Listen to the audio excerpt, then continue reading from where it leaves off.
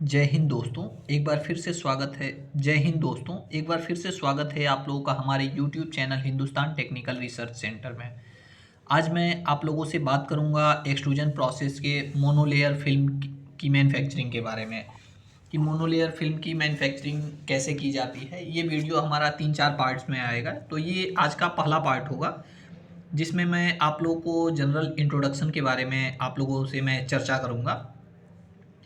इसमें monolayer film के बारे में आप लोगों को पता चलेगा। फ़िल्म क्या होता है कि फ़िल्म ये वह पॉलीमरिक मटेरियल होता है जिसकी जो थिकनेस होती है वो लेस दैन 300 mm या 75 माइक्रोन से अगर वो कम है तो वो फ़िल्म के क्राइटेरिया में आती है। लेकिन अगर उसकी थिकनेस मोर दैन 300 mm या 75 माइक्रोन से ज़्यादा है तो वो आप लोगों का सीट्स में आएगा, उसको हम फिल्म नहीं बोलेंगे। तो फिल्म और सीट में ये डिफरेंस होता है कि अगर उसका थिकनेस 300 mm या 75 माइक्रोन से कम है तो वो फिल्म होता है, नहीं तो हम उसको सीट के क्राइटेरिया में रखते हैं। फिल्म को मोनोलेयर फिल्म बनाने के लिए मटेरियल सिलेक्शन क्राइटेरिया क्या होती है कि मतलब मटेरियल हम किस पैरामीटर पे सेलेक्ट करते हैं, कौन कौन से मटेरियल को हम सेलेक्ट करते हैं, हम लेते कौन कौन से मटेरियल को हैं।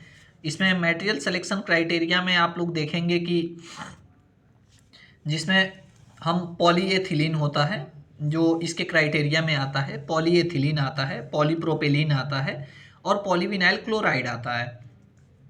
हम एथिलीन ग्रेड के मटेरियल को इसमें आता है और पॉलीप्रोपेलीन आती है और पॉलीविनाइल क्लोराइड आती है। इसके प्रोसेस के बारे में हम आगे चल के देखेंगे कि हम इसको प्रोसेस कैसे करते हैं। जो ये मटेरियल होती है इसकी जो MFI को अगर हम देखें तो जो MFI वैल्यू होती है वो MFI वैल्यू 0.123 ग्राम पर 10 मिनट होती है। इसकी MFI भी इसके रेंज में अगर आती है तो हम उससे मोनोलेयर फिल्म को मैन्युफैक्चर करते हैं। ये जो प्रोडक्ट होता है मतलब जो भी फिल्म बनती है वो पैक्ड होनी चाहिए, उसकी सेल्फ लाइफ डिजायर होनी चाहिए। प्रोडक्ट को रिएक्ट नहीं होना चाहिए, क्योंकि अगर मान लीजिए उसमें कोई चीज़ आप फील कर रहे हैं या फिर मान लीजिए अगर फूड ग्रेड का प्रोडक्ट आप यूज कर रहे हैं फिल्म बना करके और उसको फूड ग्रेड प्रोडक्ट उसमें भर रहे हैं तो वो उसको क्या है कि प्रोडक्ट जो आप उसमें डाल रहे हैं खाने वाला चीज़ उससे वो रिएक्ट नहीं होना चाहिए। क्योंकि अगर वो रिएक्ट हो जाएगा तो जो जब आप खाएंगे तो आपके हेल्थ के लिए वो प्रॉब्लम क्रिएट कर देगा। तो आपका जो प्रोडक्ट है वो रिएक्ट नहीं होना चाहिए।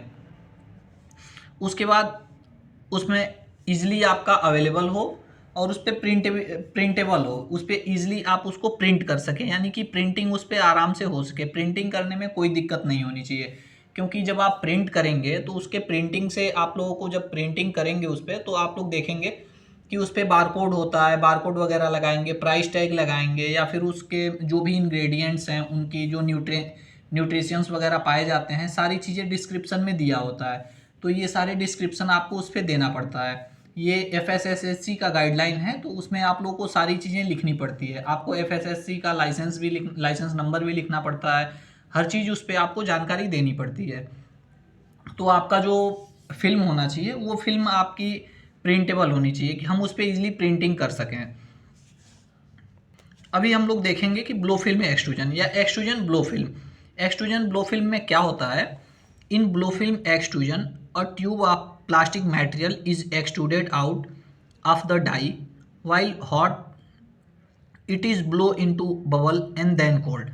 ब्लो फिल्म एक्सट्रूजन में क्या होता है कि आगे पिक्चर में मैं आप लोग को दिखाऊं, इसमें आप लोग देख पा रहे होंगे कि ये जो एक्सट्रूडर है इस एक्सट्रूडर से गर्म मटेरियल आपका इस बैरल से मेल्ट होकर निकलेगा और जब मेल्ट होकर निकलेगा तो यहाँ पे ये बबल का शेप ले लेगा, जैसा कि इसमें लिखा है कि इन ब्लो फिल्म एक्सट्रूजन और tube of plastic material is extruded out of the die. यहाँ से डाई के जरिए इसमें आप देख पा रहे होंगे कि ये जो डाई है इस डाई के जरिए ये आपका बबल निकल रहा है, यानी कि मटेरियल आपका एक्सट्रूडेड आउट हो रहा है। मटेरियल एक्सट्रूडर और एक्सट्रूजन में डिफरेंस होता है जिसके बारे में पीछे वीडियो में मैं आप लोगों को बताया था, तो एक अलग से उस पर वीडियो मैं दूंगा आप लोगों को। तो इसमें क्या होता है कि ये ट्यूब टाइप स्ट्रक्चर निकलता है। ये इस ट्यूब टाइप स्ट्रक्चर जब ये ट्यूब निकलता है तो इसमें हम क्या करते हैं कि इसमें एयर देते हैं और एयर के ज़रिए इसको हम ब्लो करा देते हैं। जब इसको हम ब्लो कराते हैं तो ये ऐसे एक फिल्म बबल बनता है। जो ये बनता है इसको हम बबल कहते हैं।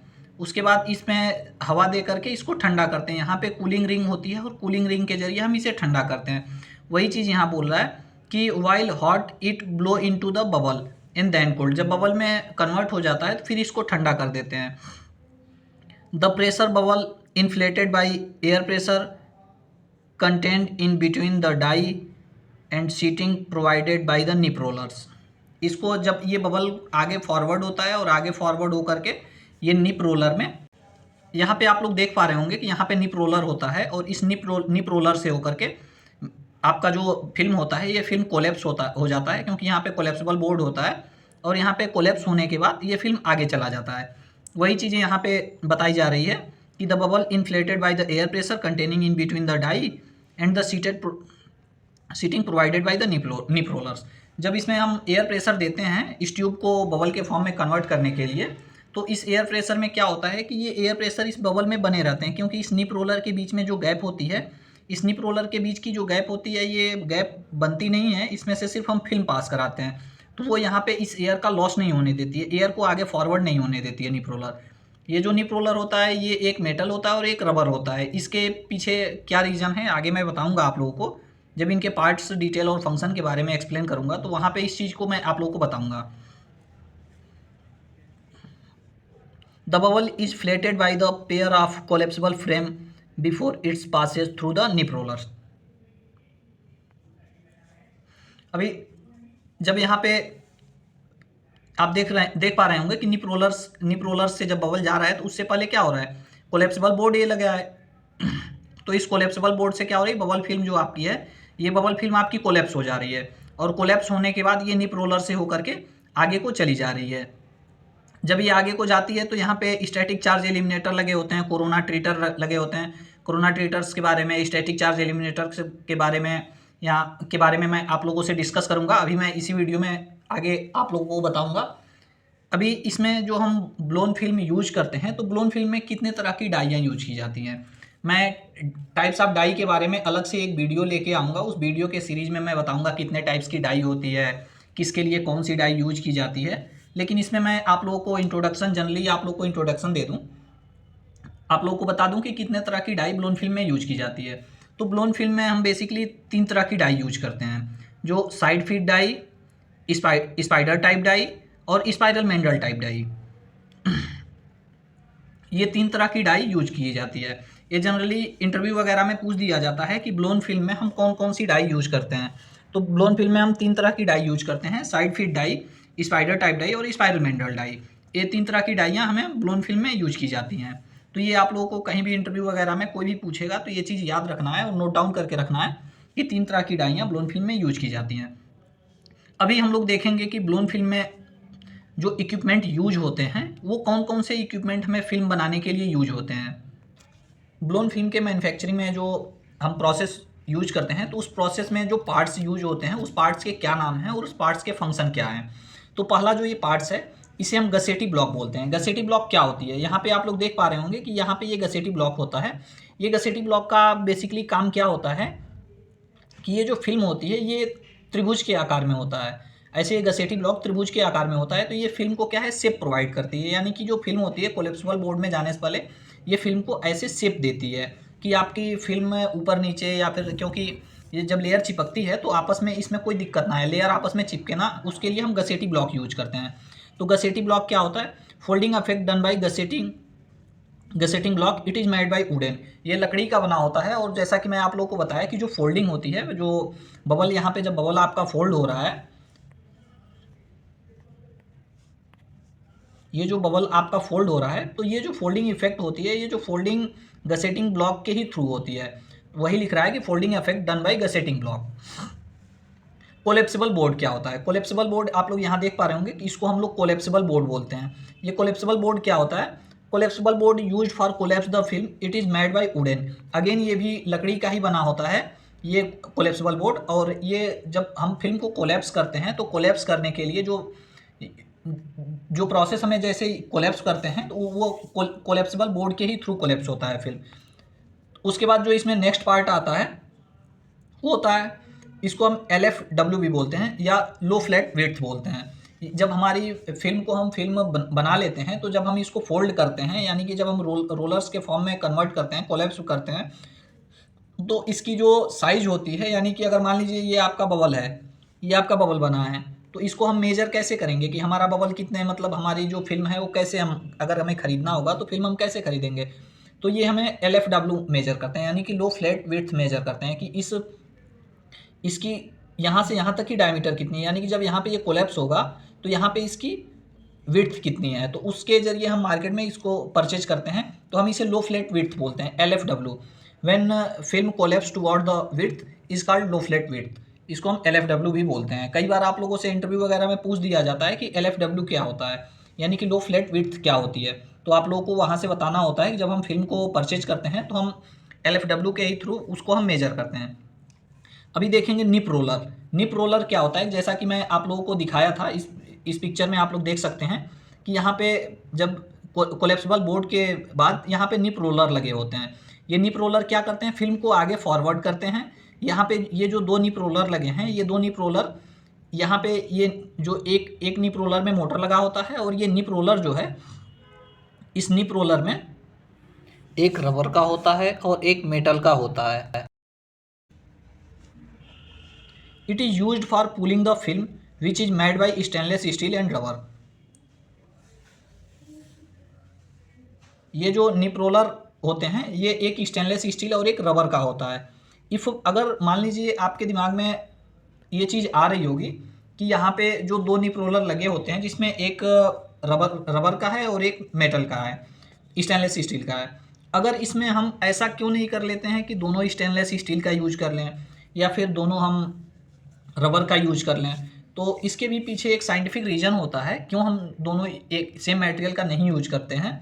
क्योंकि अगर मान लीजिए आप दोनों पहले आप अगर मान लीजिए कि मेटल का यूज कर लें, स्टेनलेस स्टील का दोनों आप यूज कर लें, तो वहाँ पे क्या होगा, जब ये बबल जाएगी तो ये मेटल है और मेटल स्लिप कर जाएगा।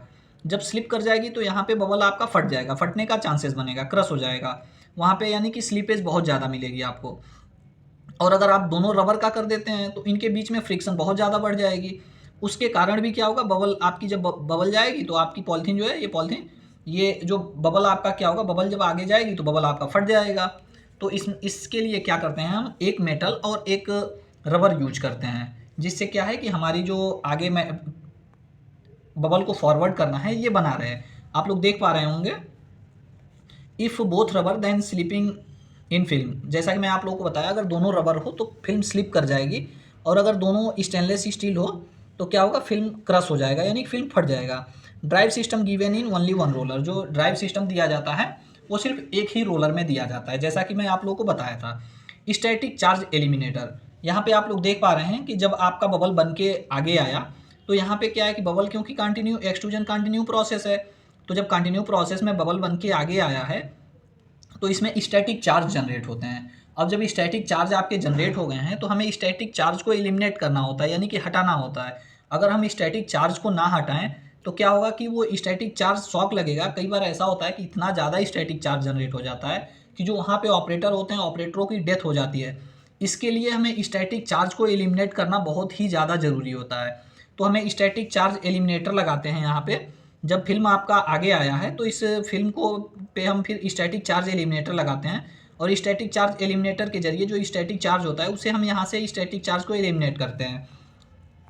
उसके बाद जो नेक्स्ट इसमें आता है, जैसा कि आप लोग देख रहे हैं, during the manufacturing of the film static charge generate, it is very necessary to eliminate, so we require static charge eliminator. Static charge eliminator eliminate the charge from film, जैसा कि मैं आप लोगों को बताया। अभी इसके बाद क्या करते हैं, कोरोना ट्रीटर यूज करते हैं, यानी कि कोरोना ट्रीटमेंट हम करते हैं। कोरोना ट्रीटमेंट हम क्यों करते हैं, अगर हमारी फिल्म क्या है, जब हम फिल्म को बनाते हैं तो फिल्म आपकी प्रिंटेबल नहीं होती है, तो आपके फिल्म को प्रिंटेबल बनाने के लिए हम कोरोना ट्रीटर यूज करते हैं। कोरोना ट्रीटर यूज इसीलिए करते हैं कि आपकी फिल्म जो है वो प्रिंटेबल हो जाए। Ink can not stick a non polar film. आपका जो फिल्म है ये पोलर नहीं है, यानी कि इसमें पोलर ग्रुप तो है ही नहीं। बाकी पोलर ग्रुप के बारे में मैं केमिस्ट्री का ये पार्ट है, उसके बारे में मैं अलग से बताऊंगा, अलग से वीडियो में उस पर चर्चा करेंगे। तो इसमें क्या है कि पोलर ग्रुप है नहीं, तो पोलर ग्रुप नहीं है तो इसको हम पहले पोलर फॉर्म में कन्वर्ट करते हैं। क्योंकि जब हम पोलर फॉर्म में कन्वर्ट करेंगे तभी हमारी इंक उस पर प्रॉपर स्टिक होगी, यानी कि प्रॉपर चिपकेगी। तो उसको चिपकाने के लिए हमें बेसिकली दो प्रोसेस यूज करते हैं, या तो केमिकल ट्रीटमेंट करते हैं या कोरोना ट्रीटमेंट करते हैं। तो केमिकल ट्रीटमेंट में हम क्या करते हैं कि कुछ केमिकल होते हैं जिनको ऐड करके और उसको हम जो हमारी फिल्म होती है उस फिल्म को हम पोलर फॉर्म में कन्वर्ट कर लेते हैं। ये हम पीवीसी के लिए नहीं करते हैं, पीवीसी फिल्म के लिए जो हमारे नॉन पोलर मटेरियल हैं सिर्फ उनके लिए हम यूज करते हैं। तो इसमें क्या होता है कि आप या तो केमिकल ट्रीटमेंट करें या कोरोना ट्रीटमेंट करें। कोरोना ट्रीटमेंट में क्या करते हैं कि हाई फ्रीक्वेंसी और हाई वोल्टेज से, यानी कि हाई फ्रीक्वेंसी और हाई वोल्टेज दिया जाता है और उससे हम क्या करते हैं फिल्म को पास कराते हैं। जो कोरोना ट्रीटर होता है वो क्या करता है, हाई फ्रीक्वेंसी और हाई वोल्टेज देता है। जब वहाँ से फिल्म पास होती है तो आपकी फिल्म जो है वो पोलर फॉर्म में कन्वर्ट हो जाती है। जब वो फिल्म आपकी पोलराइज हो जाती है तो वहाँ पे इंक ईजिली स्टिक हो जाता है। जैसा कि मैं आप लोगों को दिखाया, ये सीक्वेंस आप लोग याद रखें कि यहाँ पे ये कोरोना ट्रीटर लगा होता है। कई बार आप लोगों से पूछ दिया जाता है कि स्टैटिक चार्ज एलिमिनेटर और कोरोना ट्रीटर का प्लेस कहाँ होता है, कि कहाँ पे दोनों लगाए जाते हैं। तो पहले हमारी फिल्म बनने के बाद हम स्टैटिक चार्ज एलिमिनेटर, यानी कि हम जो चार्ज जनरेट हुआ है उसको एलिमिनेट कर लिए हैं, अलग कर लिए हैं, उसके बाद हम कोरोना ट्रीटिंग करते हैं। तब हम उसको पोलर फॉर्म में कन्वर्ट करते हैं अपने फिल्म को प्रिंटेबल बनाने के लिए। उसके बाद फिल्म हमारी आगे जाती है और रोलर, यहाँ पे रोलर लगे होते हैं, उस रोलर में आपकी फिल्म रैपिंग हो जाती है, यानी कि रोलिंग हो जाती है। जो कोर आते हैं आपके, प्लास्टिक के कोर आते हैं या फिर पेपर के कोर आते हैं, तो वहाँ पे आपकी फिल्म, उसमें आपकी फिल्म रोलिंग हो जाती है। कोरोना ट्रीटर के बाद चलिए अभी हम लोग देखते हैं कि फर्स्ट लाइन क्या होती है। जैसा कि आप लोग यहाँ पे देखे होंगे, इस फिल्म में आप लोग देखे होंगे कि यहाँ पे जब फिल्म आपकी बनती है तो कुछ दूर पे आप देखते हैं पहले जहाँ से निकलती है, यहाँ पे फिल्म आपकी पूरी ट्रांसपेरेंट होती है और यहाँ पे ट्रांसपेरेंट होती है, आगे जाके ये फिल्म हेजी हो जाती है। यानी कि अगर यहाँ पे जहाँ फिल्म बन रही है वहाँ पे फिल्म एकदम पूरी आर पार पारदर्शी होगी, आप देख पाएंगे पूरी फिल्म आपकी ट्रांसपेरेंट होगी। लेकिन कुछ ऊपर जाके वो फिल्म क्या होती है, फिर ओपेक हो जाती है, आर पार आप नहीं देख सकते हैं। तो जहाँ पे जिस बिंदु पे वो फिल्म आपकी ट्रांसपेरेंसी से ओपेसिटी में कन्वर्ट हो रही है उसी को हम फर्स्ट लाइन बोलते हैं। कई बार क्या होता है, फर्स्ट लाइन ऊपर हो जाता है, कई बार फर्स्ट लाइन नीचे हो जाता है, कई बार फर्स्ट लाइन अपने पोजीशन पे होता है। तो इस फर्स्ट लाइन का क्या है, फर्स्ट लाइन अगर ऊपर हो जाए तो कब ऊपर हो जाएगा, फर्स्ट लाइन नीचे हो जाए तो कब नीचे हो जाएगा, इसका हमारे ब्लोन फिल्म इंडस्ट्री में बहुत ही इंपॉर्टेंट रोल है। इसके ही जरिए हम अपने फिल्म के प्रोसेस को कंसीडर करते हैं। जब हमारे ऑपरेटर भाइयों को नहीं पता होता है, वो इस चीज़ को मेंटेन नहीं कर पाते हैं, लेकिन जो हमारे इंजीनियर होते हैं वो जब प्रोसेस करते हैं तो वो इस चीज़ को कंसीडर करते हैं और देखते हैं कि हमारी फर्स्ट लाइन कहाँ पे जा रही है। क्योंकि ये फर्स्ट लाइन जैसी बनेगी आपकी ये मटेरियल की प्रॉपर्टी को इम्पैक्ट डालेगी और मटेरियल की आपके जो प्रोडक्ट बन रही है उसकी स्ट्रेंथ वगैरह पे भी इम्पैक्ट डालेगी।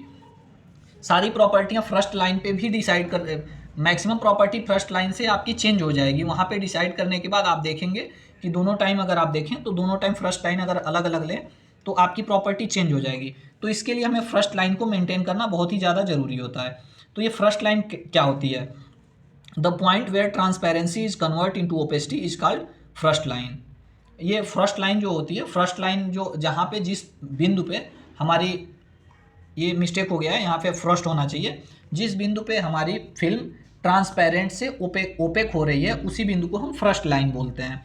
फर्स्ट लाइन का सिग्निफिकेंस क्या है, हमें फर्स्ट लाइन क्यों होनी चाहिए, फर्स्ट लाइन अगर ज़्यादा हो रही है तो क्या होगा और फर्स्ट लाइन कम हो रही है तो क्या होगा।